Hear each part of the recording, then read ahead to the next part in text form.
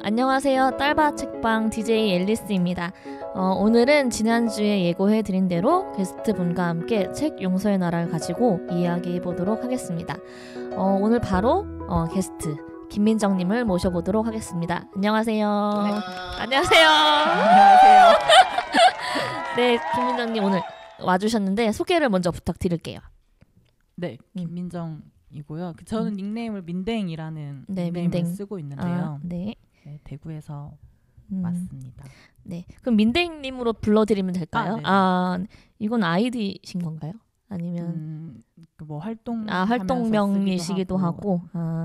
대구에서 와주셨는데 지금 혹시 서울이 더 춥나요? 대구는 요즘 날씨가 어때요? 서울이 어제 오늘 제가 어제 저녁에 왔는데 맞아, 좀 포근해서 맞아요. 상대적으로 되게 긴장하고 왔는데 따뜻하더라고요.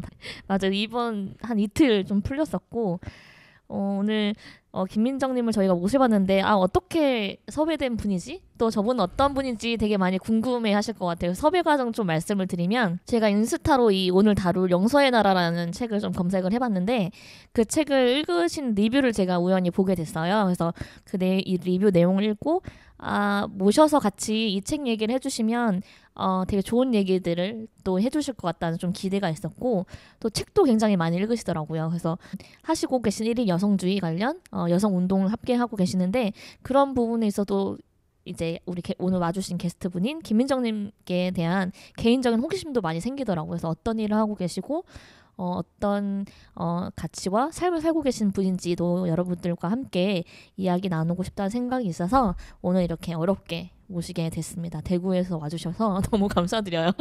이 먼 길 와주셨고요. 우리 이제 용서의 나라라는 책을 얘기할 건데 그 책을 처음 어떻게 읽게 되셨는지부터 얘기를 해보면 좋을 것 같아요. 이 책은 올 여름에 읽었는데요. 네. 근데 저도 그 테드 영상이랑 이제 관련 기사들 보고 보통 영화가 나오거나 영상이 나오면 이제 그 원작 책을 읽는 스타일이기도 해서 책을 좀 킵해두고 있다가 저는 여성주의 책 읽기 모임 하고 있는데요. 그 모임에서 성폭력 피해 자체만 아니라 좀 치유 과정을 다루는 책들을 좀 선정해서 같이 읽었으면 좋겠어서 그런 책들 몇 권 중에 한 권이었고요. 그 커리큘럼을 읽었던 마지막 책이었어요. 되게 책을 엄청 많이 읽으시는 것 같은데 그 허다한 책들 중에 이 책이 혹시 더 특별한가요? 아니면 저한테 개인적으로는 작년하고 올해 이어서 가장 인상 깊은 책이어서 저한테는 좀 더 특별한 것 같아요. 여러 책 중에서도.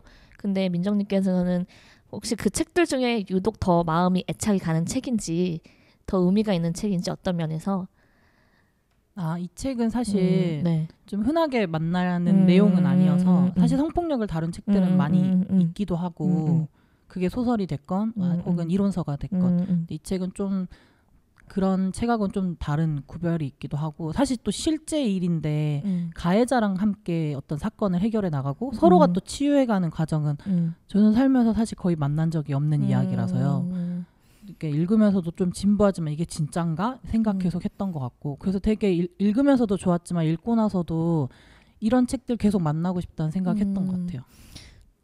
사실 100% 실화이면서도 굉장히 충격적이고 눈을 뗄 수 없게 만드는 이야기인 것 같아요.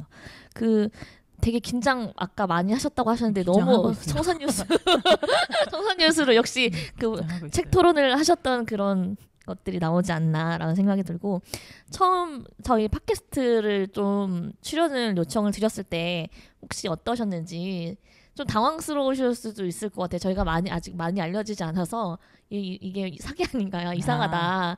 나한테 뭐지? 이렇게 좀 걱정되는 마음도 있지 않았을까? 어떠셨는지. 그래서 연락받고 친구한테 보여주면서 같이 검색해봤어요. 제가 사실 팟캐스트를 이렇게 잘 듣고 있는 어떤 일상을 갖고 있진 않아서 그래서 근데 이제 이 책 또 다른 거였으면 모르겠는데 사실 제가 이 책을 되게 좋아하면서 읽었어서 이 책 이야기하면 좋겠다, 재밌겠다 이런 그래서 재밌는 경험이 될 것 같다라는 생각했던 것 같아요. 저희 이제 섭외 드리고 이제 오늘 방송 녹음하러 오셨는데 그 과정에서는 어떻게 좀 준비를 하셨어요? 혹시 어떤 얘기를 했으면 좋겠다, 어떤 이야기를 하면 떠올리셨는지 그 과정을 좀 준비 과정 얘기해 주시면 좋을 것 같아요. 이 책을 이제 읽기 전에 네. 또 같이 읽었던 책들도 좀 같이 살펴보고 저는 이제 그 전 책들도 읽으면서 이 책이 저한테는 약간 그 몇 권의 책을 읽으면서 약간 일종의 완료 느낌이 좀 들어서 또 여러 개 좀 정리가 되기도 하고 또 다른 고민도 생기고 이랬어서 좀 그런 책들도 좀 같이 보고 이랬었던 것 같아요. 네. 전반적으로 이 책을 어떻게 봤는지부터 얘기를 해보면 좋을 것 같아요. 뭐 이 책의 인상이라든지 나는 이 책을 이렇게 생각한다. 이렇게 얘기를 이 책은 나한테 어떤 의미다. 이런 얘기를 좀 해주시면 좋을 것 같아요. 이게 사실 이 책이 이제 계속 말씀하신 것처럼 실제 이야기잖아요. 그래서 책에 이제 표지 날개에 네. 이 두 피해 경험자였던 사람과 네. 가해자였던 사람의 얼굴이 네. 나오고 그렇죠. 설명이 나오는데 네. 이 책을 읽으면서 이게 실제인가 소설인가 계속 헷갈려서 저는 계속 그걸 들춰봤던 것 같아요. 소설 같아. 네, 그래서 톰의 얼굴을 볼 때마다 계속 봤었거든요. 이게 정말 나는 왜 이런 이야기를 이런 여러 가지 생각을 하고 여러 물음표가 계속 들었던 것 같아요. 토론거리를 엄청나게 던져주는 책인 것 같고 네. 이게 여자분이 이 피해자이신 여자분이 토르디스 분이 극작가라고 나와 있잖아요. 그래서 이 책이 훨씬 더 흡입력 있고 실화이면서 사실 에세이인데 굉장히 소설 같은 느낌을 그렇게 돼 있어서 되게 저도 되게 빨리 읽어내려갔고 다른 분들도 그렇게 되게 진입장벽이 높거나 어렵거나 이렇게 읽지 않으실 것 같아요. 빠르게 좀 읽으실 수 있을 것 같고 되게 질문을 많이 던져주는 책, 이제 퀘스천이 계속 남는 책이라고 얘기를 해주시는 것 같은데 저도 테드를 보고 그때 바로 책을 샀었는데 그게 작년이죠. 처음 이 책이 나왔고 올해 좀 다시 읽어보게 됐는데 처음 책을 읽을 때는 성폭력에 되게 많이 초점이 맞춰져 있었던 것 같아요. 그래서 이 토르디스가 처음에 왜 성폭력인 것을 빨리 알아채지 못하게 했던 상황들, 왜 자신에게 탓을 물었던 것, 강간이었음에도 강간이라고 자기가 생각하지 못했던 것들, 그 당시 뭐 술을 마셨고 그는 남자친구였고 그 전에 성관계를 한 적이 없었고 이것들이 어쨌든 이 책에 보면 자신이 3가지 죄를 지었다 이런 식의 표현이 나오거든요. 그래서 이 토르디스 이게 96년도에 있었던 일이니까 근데 왜 아직도 라는 생각이 많이 들었어요. 이런 생각이 왜 아직도 지금도 그럴까? 왜 아직도 판결은 이렇게 날까? 왜 우리는 남성분들뿐만 아니라 여성들도 똑같이 어떤 성폭력에 대한 통념을 갖고 있잖아요. 그것들을 가지고 나를 판단할까?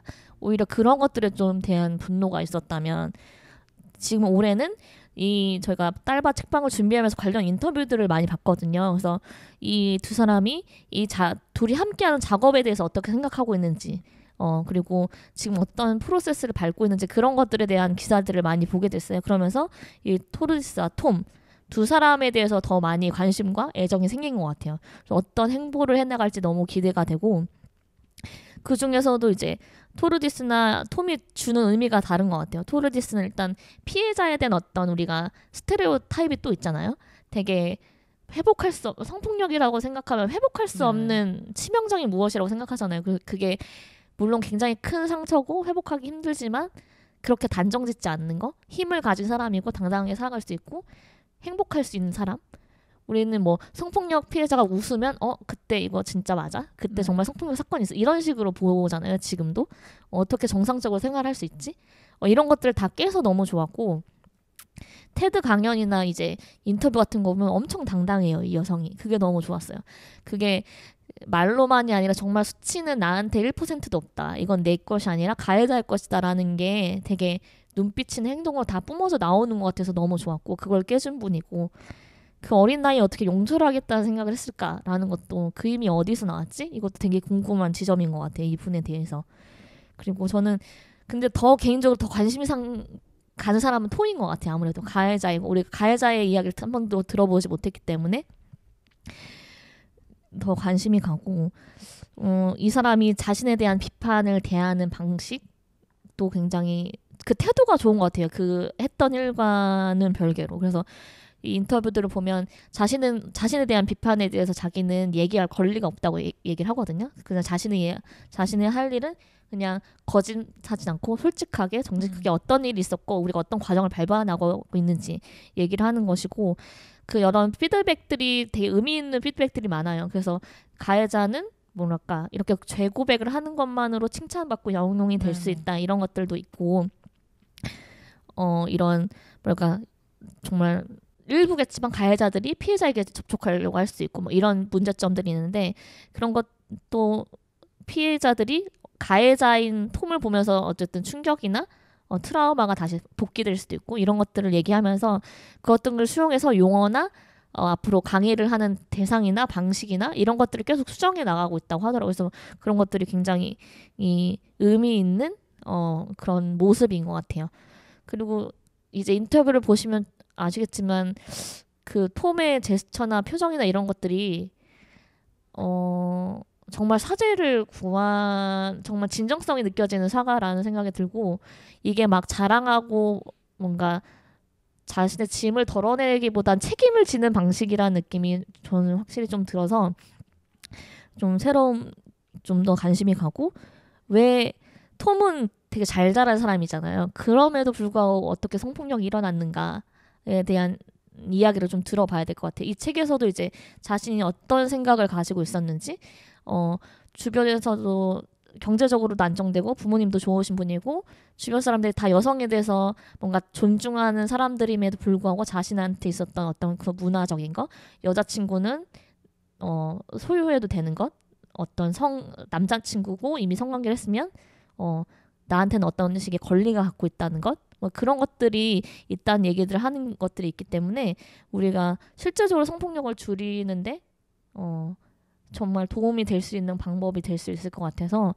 저는 이 두 사람에 대한 관심을 더 많이 갖게 된 것 같아요. 이번 두 번째 읽으면서. 그래서 앞으로도 또 읽게 될 계기가 있을 것 같아요. 그래서 그때는 또 다른 의미가 느껴질 것 같고 이번엔 중요하지 않았는데 그때 앞으로 읽을 때 또 새롭게 제가 성폭력에 대한 이해가 깊어지는 만큼 사람에 대한 이해가 깊어지는 만큼 또 새롭게 더 중요하게 다가오는 문장들이 있지 않을까라고 해서 되게 개인적으로는 두고두고 읽고 싶은 책이라는 말씀을 드리면서 이제 저희가 본격적으로 책 이야기를 해볼게요. 그래서 오늘은 민정님이랑 제가 우리 청취자분들하고 나누고 싶은 부분들을 가지고 그런 꼭지들을 중심으로 얘기를 해보도록 할게요. 그래서 우리가 처음으로 해볼 얘기는 가해자에 대한 얘기부터 해볼게요. 제가 아까 이 책이 왜 인상 깊었는지 얘기를 가해자에 대한 얘기로 시작을 했기 때문에 가해자에 대한 이야기를 한번 해볼 텐데 민정님께서 가해자에 대한 어떤 생각이나 하고 싶으신 얘기를 먼저 좀 해주시면 좋을 것 같아요.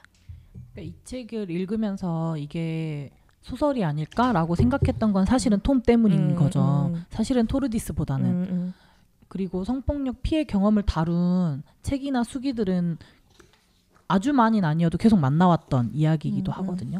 그리고 제가 사실 개인적으로 이 책을 읽기 전에는 다크 챕터라는 책을 읽었는데 그 책도 위니리 작가의 성폭력 피해 경험을 소설화한 건데 그러면서 그 피해 경험을 어떻게 해결해 나가고 치유해 갔는지를 그리고 있거든요. 근데 또 그 책도 되게 좋은데 그 책은 그리고 또 이제 가해자였던 사람이 갖고 있는 어떤 사회적 소수자의 맥락들 그래서 나름 또 이 책과 또 다른 고민을 갖게 하는 거예요. 근데 다만 이 책은 가해자가 그래서 어떻게 반성하고 성찰해 가고 있냐. 그래서 톰 말대로 나는 문제를 일으키는 사람이 아니라 이 사회에서 함께 해결해 나가는 축이 되고 싶은 그 구성원이 어떻게 돼가려고 하고 있는가. 근데 이게 너무 당연한 절차 혹은 당연한 이야기인데 사실은 너무 안 익숙하고 그런 사람을 공론화하는 과정에서 만나본 적이 저도 사실 없어서 톰이 어떤 사람한테 너무 대단한 사람인 거예요.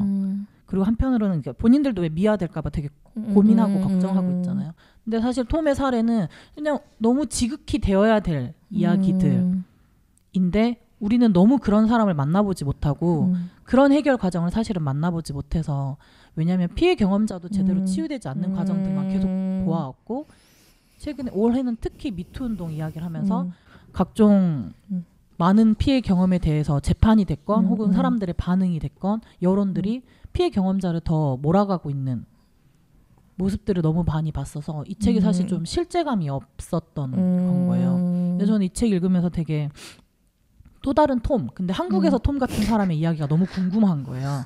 그러니까 이런 책이나 되게 대중적으로 만날 수 있는 자리에서는 사실 만나본 적이 없어서 제가 이 책을 같이 읽었던 친구 중에는 이 책을 읽으면서 되게 좀 사실은 절망스러웠다 하더라고요. 그러니까 자기의 성폭력 피해 경험이 너무 절망스러운 거예요. 왜냐하면 자신을 가해했던 사람은 이런 사람이 아니었으니까. 근데 사실 실제로 너무 많은 가해자들이 그러고 있는 거죠. 그리고 그리고 그런 생각도 했어요. 성폭력을 저도 뭐 성폭력을 해결하기 위한 어떤 지지자 모임이나 이런 것들을 하면서도 사실은 성폭력 피해 경험자가 잘 치유됐으면 좋겠다라는 관심은 사람들이 엄청 많이 갖고 있는데 특히 페미니즘을 접하면서도 근데 또 상대적으로는 가해자가 어떻게 바뀌고 가해자가 어떻게 성찰에 가서 그 사람은 사실은 이 사회에 계속 구성원으로 살아가야 하니까 가해자는 괴물이 아니니까 그것은 어떻게 우리가 같이 만들어가야 되지까지는 사실 잘 못 나가기도 하는 거예요. 왜냐면 피해 경험자에 대한 치유도 사실 제대로 되고 있지 않기 때문에 그래서 좀 이런 것도 제도적으로도 그렇고 문화적으로도 그렇고 되게 고민됐었는데 이 책은 물론 이제 제도적인 이야기를 다루고 있는 건 아니고 사실은 톰이 아닌 다른 사람이었으면 그냥 모른 척할 수도 있고 혹은 자기가 가해를 했는지도 나라도 다르잖아요 심지어. 네, 자기가 가해를 했는지도 사실은 모르고 있는 사람이 많잖아요. 많은 경우 우리 일상에서 성폭력 사건은 그게 폭력인지 모르고 너무나 당연하게 권력을 행하고 있는 거잖아요. 근데 톰은 그러지 않은 또 그 사람의 삶의 맥락이 있었던 건데 그걸 또 비춰서 생각해보면 한국 사회에선 참 아까도 뭐 얘기하신 것처럼 소유욕 이런 것도 굉장히 오래전부터 갖고 있던 통념이지만 한국 사회에서 어떻게 강한 자가 약한 자를 함부로 대하고 있는 문화를 우리는 계속 용인하고 그걸 지속하게 하고 있는지도 고민할 수 있었던 것 같아요. 이들은 또 저와 같은 한국 사회에서 또 생활을 하고 있는 사람은 아니잖아요. 물론 성폭력은 전 세계에서 계속 일어나고 있지만 그러니까 한국에서의 톰을 만날 수 있을까 갑자기 그런 생각을 해봤어요. 우리는 몇 년을 좀 기다려야 톰 같은 사람이 목소리를 내서 그나마 얘기를 하고 용서를 구하는 날이 올까라는 생각도 좀 해보고 저는 이게 근데 만나고 싶어요. 왜냐면 사실은 성폭력은 일어나지 않으면 되는 거잖아요. 그러니까 가해를 하지 않으면 되는 거여서 성폭력 피해 경험자한테 이래라 저래라 하고 있는데 저는 너무 저희는 너무 그런 사회에 살고 있는데 사실은 따지고 보면 폭력은 누군가 행하지 않으면 되는 건데 하지만 오늘도 어디선가는 계속해서 성폭력은 일어나고 있는 사실인 현실에서 어떻게 할 거냐 했을 때는 이 가해자가 어떻게 바뀌어 나갈 거냐 이건 사실 전 사회적인 전환이 필요한 거잖아요. 이 책에 보면은 원래는 가해자랑 피해자가 만나서 이렇게 치유하는 걸 권하지 않는다는 얘기가 나오거든요. 그는 가정폭력에 대한 경우이기도 하고 나는 이 토레스가 톰을 만나고 편지를 보내고 이런 과정에서 나는 그냥 의사가 권하는 대로 그냥 평범하게 하면 난 평범하면 하면 안 되겠네 라고 자문하는 장면들이 나오거든요. 그래서 저는 이 피해자나 가해자 상담이 아마 각각 이루어지겠죠. 그게 통합돼서 이루어지기까지는 안 할 것 같은데 그리고 피해자가 가해자를 만나는 것이 통합된 상담이 가능할까라는 생각도 들었고 이 토르디스한테는 이 용서나 아니면 본인의 치유를 위해서도 톰이 필요했던 거잖아요. 가해자. 왜냐면 특히나 연인 간의 성폭력이었기 때문에 그래서 이거를 성폭력 상담을 하시는 분들이 어떻게 볼지가 되게 궁금하기도 해서 이거에 굉장히 비판적일 수도 있잖아요. 이거를 전혀 만나게 해서는 안 된다가 있을 수도 있고 물론 그게 이 톰이라는 사람은 철저하게 반성을 하고 회복을 위해서 뭔가를 할 준비가 되어 있는 사람이라는 전제가 있었겠지만 이게 굉장히 상처를 더 드러내는 일일 수 있고 물론 케이스마다 다르겠지만 그런 것들을 이게 정말 가능한 형태인지 그리고 어떤 의견을 갖고 있는지 그 부분도 좀 궁금했던 것 같고 아까 말씀해 주신 게 톰이 왜 가해자가 이야기를 해야 되는가 왜 우리가 가해자의 이야기를 들어야 되는가 그런 것 같아요. 우리가 아직 피해자에 대한 배려나 지원도 충분하지 않는데 왜 돈을 가해자에게 써야 되고 왜 가해자에게 목소리를 줘야 하는가 이런 거에 대해서 비판적인 부분도 있잖아요. 그게 너무 이해가 되는 부분이기도 하고 이 성폭력을 줄여나가는 예방이라는 어떤 이슈에서 남자들 왜 가해자에게 목소리를 줘야 하는지 이런 것들이 있을 수 있는데 그럼에도 불구하고라는 생각이 자꾸 드는 거예요. 톰이 얘기를 하면서 이 문제를 피해자가 아니라 가해자의 시선으로 가해자의 문제로 보게 되는 것 같아요. 이제 우리가 피해자에 대한 얘기를 많이 앞으로도 들어야겠지만 그분들을 들으면 피해자를 어떻게 해줄지에 대해서 초점을 맞추게 될 수밖에 없잖아요. 근데 그러면은 가해자가 왜 그랬느냐는 초점이 덜 맞춰지는 것 같아요. 그래서 그럼에도 불구하고 가해자의 얘기를 들을 때 그러면 저 사람 왜 그랬지? 그래서 저 사람은 어떤 처벌을 받았지? 그 이후에 어떻게 살았지? 이런 얘기가 충분히 돼야 실제 성폭력도 줄일 수 있고 그렇지 않을까라는 생각이 들었어요. 그리고 가해자 이렇게 연인 간의 폭력이었을 경우에는 서로가 어쨌든 회복을 위해서 필요한 것 같아요. 그래서 가해자가 좀 이 책에서는 좀 더 중요하게, 그러니까 더 중요한 사람이라기보다는 이제는 가해자한테 왜 가해했는지를 좀 더 집중을 해서 볼 수 있는 기회를 주는 것 같아요, 톰이. 근데 인터뷰 보면 그럼에도 불구하고 자기한테 남성지나 이런 데선 인터뷰가 오지 않아서 아쉽다라는 얘기도 하더라고요. 다 자신의 인터뷰는 여성지나 여성에 관련된 곳에서만 오고 남성들은 이 문제에 관심이 없는 부분에 대해서도 얘기가 나오는 것 같아요. 근데 또 재밌는 거는 그럼에도 불구하고 되게 둘 다 지지를 많이 받고 있는 것 같아요. 물론 비난이나 염려나 그런 것들도 있었지만 토르디스뿐만 아니라 톰에 대한 지지도 굉장히 상당한 것 같아요. 그래서 이야기가 정말 누군가에는 필요하고 듣고 있는 사람들이 있는 것 같아서 우리한테 필요한 얘기인가 아닌가라는 생각이 좀 들었던 것 같아요. 혹시 가해자 일부분에서 좀 더 얘기를 하고 싶은 게 있으실까요? 저는 사실 가해자한테 너 왜 그런 행위를 했어? 라고 궁금하거나 물을 때 그걸 그 사람이 너 이래서 이럴만 했구나 라는 이해를 위함이 아니라 사실은 그가 그 행위를 하기까지에 이 사람이 어떤 생각을 가지고 있었는지 혹은 어떤 사회문화 속에 있었는지 사실 그런 맥락을 봐야 하는 거여서 가해자에게 그것이 궁금해지고 물을 때는 결과적으로는 가해자가 이래서 이랬대가 아니라 이런 것에 용인해왔던 사회구조나 사회문화에 대해서 같이 이야기해야 되는 것 같아요. 저는 가해자한테 궁금한 건 사실 그런 지점인 것 같아요. 어떻게 보면 톰은 반성할 수 있는 어떤 한 개인 남성일 수도 있거든요. 근데 그 사람이 그럴 수 있었던 원가족과의 관계 맥락도 있을 수 있고 혹은 친구와의 관계나 혹은 그 사람이 생활 환경이 어땠는지 이런 것도 아주 영향을 주진 않았다고 말하기 어려운 거죠. 그래서 우리가 어떻게 사실은 이거 폭력이야, 이거 문제야 라고 하는 사람도 있고 뭘 그런 걸 가지고 하는 사람도 있는 사회에서 왜 어떤 것을 누군가는 폭력이고 원치 않다고 말하는데 뭘 그런 걸 가지고 예민하게 그래 라고 하는 어떤 문화나 혹은 목소리들이 있다면 왜 그런가에 대해서 좀 얘기를 나누는 게 저는 사실은 가해자에 대한 어떤 궁금증일 수도 있을 것 같고 실제로 그 사람은 사실 이 사회에서 오늘도 살아가야 하니까 그런데 그 가해자가 자기의 잘못을 인지하지 못하고 그냥 살아가면 그 사람은 다시 또 누군가한테 폭력 행위를 할 수 있는 가능성이 굉장히 높아지는 거죠. 이게 사실 되게 슬픈 건 성폭력 가해자는 재범률이 엄청 높거든요. 그러니까 성폭력 피해 경험을 그러니까 나는 피해를 입었어라고 생각하는 이제 여성들을 조사했을 때 굉장히 퍼센트가 높은데 그보다 절반에 못 미치는 퍼센트로 남성들은 성폭력 가해를 했다라는 어떤 응답이 있을 때 이거는 이제 그런 거죠. 첫 번째는 내가 성폭력 혹은 성적 폭력을 저지른지 몰라. 근데 두 번째는 한 사람이 여러 번 한 거기도 하죠. 그래서 예전에 저는 이제 여성학자 권기면영 선생님 강연 들을 때 이제 미국의 어떤 재소자, 그러니까 성범죄 재소자들을 데리고 어떤 조사를 했을 때도 재범률이 엄청 높았던 거예요. 그래서 뭐 한 8번을 동일한 성범죄로 재소가 된 사람이 근데 들키지 않았던 범죄. 그래서 막 20번도 있고. 그러니까 되게 동일한 범죄를 계속해서 하고 있는 건 그것이 문제되지 않고 나도 문제시 안 하고 이런 것들이 있는 거잖아요. 근데 그걸 용인했던 건 사실은 사회에 있는 거니까 좀 이런 것들을 같이 자각해야 하는 저는 가해자인데 근데 반면에 피해자는 토르디스도 이 책에서 얘기하고 톰이 그래 내가 되게 잘못된 행위를 했어라고 하는 거 외에도 이후에 엄청 놀라면서 사과했던 게 토르디스가 톰 외에도 다른 피해 경험을 입었다라는 이야기를 했을 때였거든요. 그러니까 많은 경우에 모든 경우는 그렇진 않지만 많은 경우 혹은 적지 않은 경우에 성폭력 피해 경험자들이 또 다른 피해 경험에 놓이게 되는 거예요.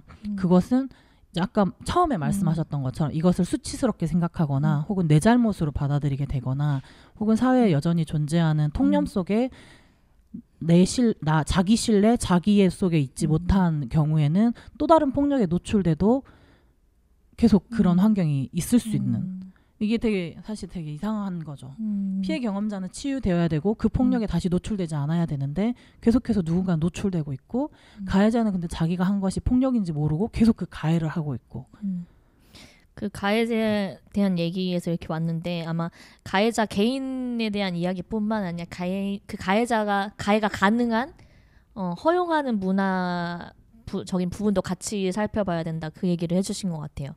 그래서 저는 그것과 더불어서 아까 얘기하셨던 거, 지지자 그룹에 대한 이야기도 될 수 있을 것 같아요.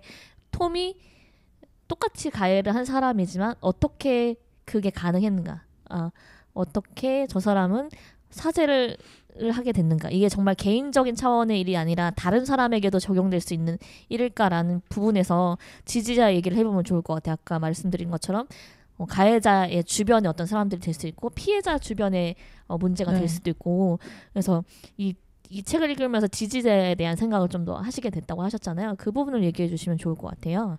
지지자의 생각은 사실 되게 많이 고민하고 있는 건데, 아까 말씀드렸다시피 이제 이 책을 읽기 전에 위니리의 다크 챕터를 읽을 때도 그 사람이 그 성폭력 경험을 잘 스스로가 치유해 나가는 시간을 가질 수 있었던 게 굉장히 단단한 지지자들이 있었거든요.